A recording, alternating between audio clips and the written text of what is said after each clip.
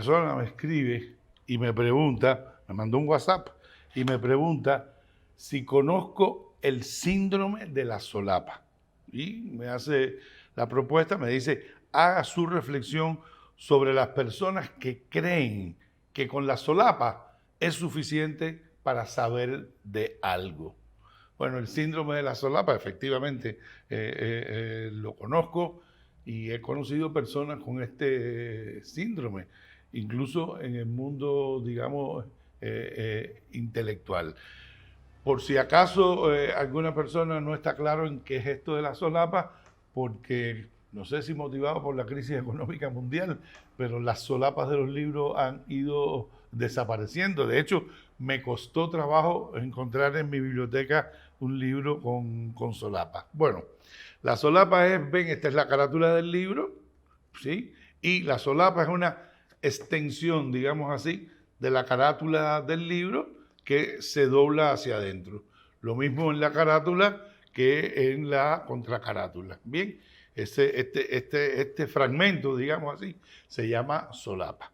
Y la solapa tiene muchas utilidades, no voy a decir tenía porque siguen produciéndose libros con solapa, tiene muchas utilidades, ¿no? Sobre todo en los libros de texto, ¿no? Que no son libros que uno se lee de una sentada, sino que uno de alguna manera lee, vuelve a mirar, revisa, analiza y por lo tanto lo lees en varias etapas, pues la solapa era un excelente marcador. Me quedaba por aquí, ahí ponía la solapa y excelente, ¿sí? Al mismo tiempo, las casas editoriales utilizaban la solapa con otros fines. Por ejemplo, en este caso que yo tengo aquí delante, en la solapa de la contracarátula se anuncian otros títulos de la colección, otras publicaciones de la colección, otras publicaciones de la editorial. También se utilizaba, por ejemplo, para hacer una pequeña síntesis biográfica para presentar al autor, quién es el autor, de dónde es, en fin, estas cosas. Y en algunos casos, y estos son los casos en que de alguna manera se convocaba al síndrome de la solapa, pues en la solapa se hacía un resumen de los contenidos del libro. Pero no un resumen desde el punto de vista de las esencias de lo que se dice allí, sino una suerte de resumen motivacional, un resumen marquetero en este sentido, publicitario, con el ánimo de que la gente lo leyera y se embullara y comprara el libro y leyera el libro. Pues bien, resulta ser que el síndrome de la solapa nace observando a aquellas personas que se leían la solapa del libro, se leían el resumen del libro y ya daban por seguro que eran especialistas en aquello que trataba el libro. Es decir, ellos suponían que conocer lo que decía en la solapa era saber lo que se contenía en el libro. Síndrome de la solapa. ¿Por qué se produce el síndrome de la solapa? ¿Qué elementos de alguna manera lo conforman?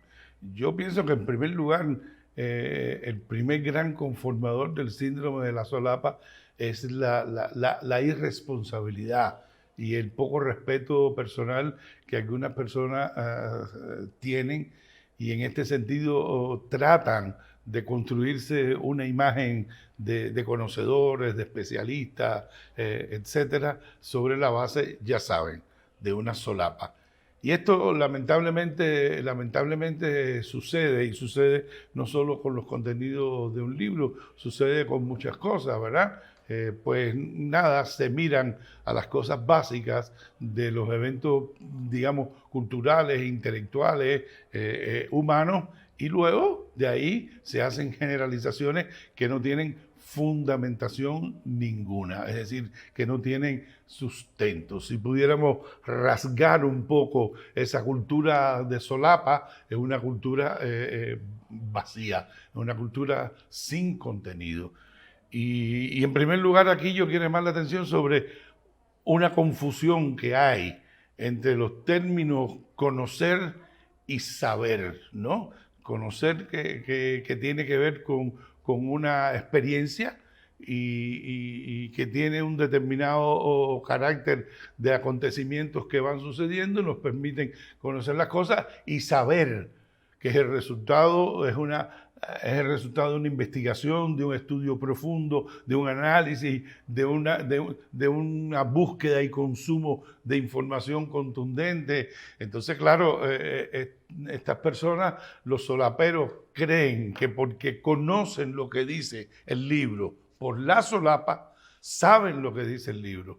Y son cosas bien, bien distintas. Usted y yo lo sabemos. En segundo lugar, hay otro elemento aquí errático que tenemos que llamar la atención. Y es la sustitución del todo. Sustituyo el todo por una parte. Es decir, me leo apenas una columna y ya saco conclusiones sobre el todo, ¿no?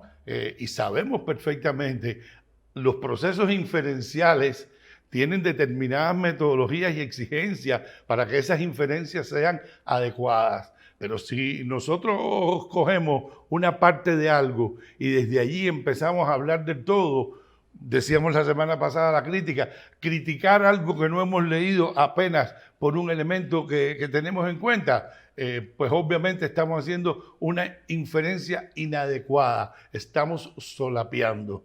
Un poco me recuerda esto, por cierto, aquel cuento que seguramente que a muchos de nosotros nos hicieron cuando éramos muchachos, de los sabios ciegos que querían conocer al elefante.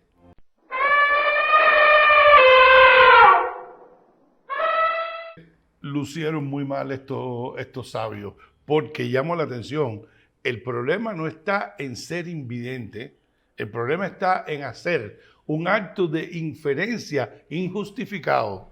Es decir, por un fragmento yo hago generalizaciones del todo. Y esto pasa, insisto, constantemente. Por cierto, este es uno de los grandes problemas que enfrentan las redes sociales. Es decir, que se hacen inferencias por elementos aislados que se ponen en juego en la dinámica de las redes. Y esas inferencias luego resultan ser obviamente inadecuadas. Solo que en algunos casos, además de inadecuadas, son inferencias provocadas malsanamente, es decir, inducidas malsanamente. Y hay un elemento más que también incide en esto del síndrome de la solapa, de asumir actitudes de solapero, que es la superficialidad, ¿no? Hablamos de esto en algún momento. Nuestro cerebro, que es un instrumento impresionantemente complejo, desarrollado y con capacidades todavía desconocidas, muchas, sí, también tiene sus lados oscuros, ¿verdad? Y nuestro cerebro tiende a funcionar por la facilidad cognitiva, por la intuición inmediata, y nos hace cometer muchos errores. Son también inferencias que hacemos que son inadecuadas. Es, una vez más, sustituir el todo por la parte, ¿no? Justamente el otro día alguien le estaba mostrando aquí en la puerta de la casa a otra persona un equipo eléctrico, no sé si era una batidora, algo en una caja, y le decía, mira lo que compré. Y el otro le decía, no, qué bueno está. Y entonces yo decía, ¿cómo que qué bueno está? Puede ser que esté bonito, puede ser que esté bien diseñado, pero qué bueno no sabes hasta que no lo pruebes. Sin embargo, esa cosa de que los ojos mandan, si se ve bien, está bueno. Y eso justamente es la superficialidad. No uso el término peyorativamente, sino dar soluciones de superficie y hacer inferencias de estos elementos superficiales. Entonces, yo creo que es una alerta que estamos haciendo. No nos engañemos. Los saberes, los conocimientos tienen gradaciones, tienen en niveles, y para poder de alguna manera hacer inferencias generales, tenemos que tener una información contundente, tenemos que hacer todo un trabajo analítico, tenemos que hacer un trabajo de investigación, tenemos que tener toda la información para poder hacerlo correctamente.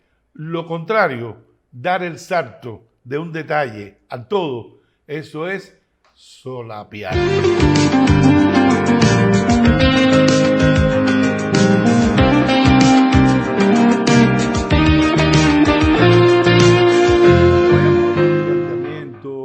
emitir un juicio, qué sé yo, dar una opinión. Yo creo que es importante hacerlo con responsabilidad.